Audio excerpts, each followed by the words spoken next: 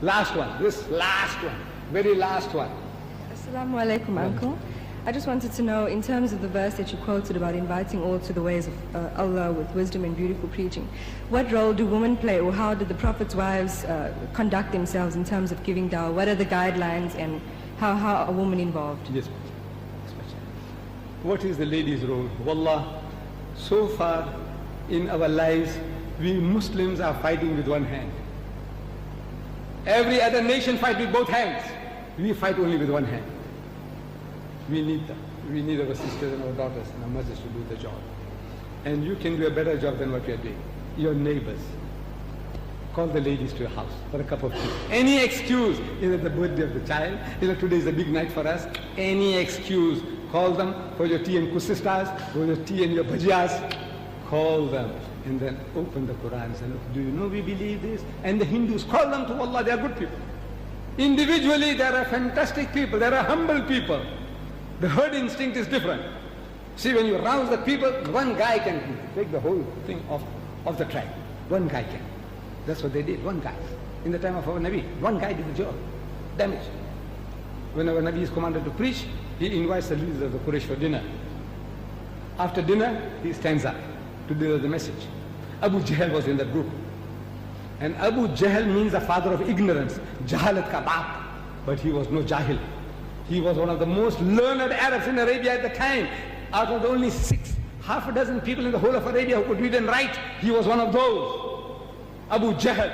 But because all his knowledge couldn't make him to see the light of truth, our Nabi said he's not Abu Hikmah, that was his title. Father of wisdom, Hikmah.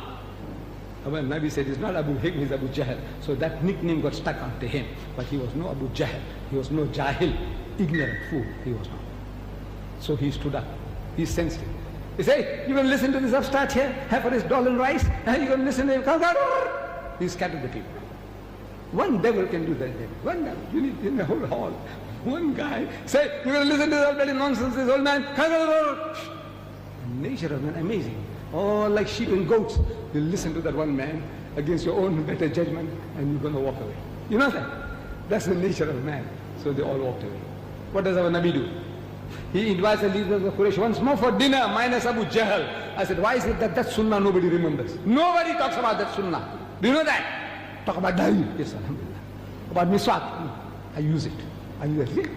I use it. I'm 78 years old. Can you see? I use it. I believe in all that.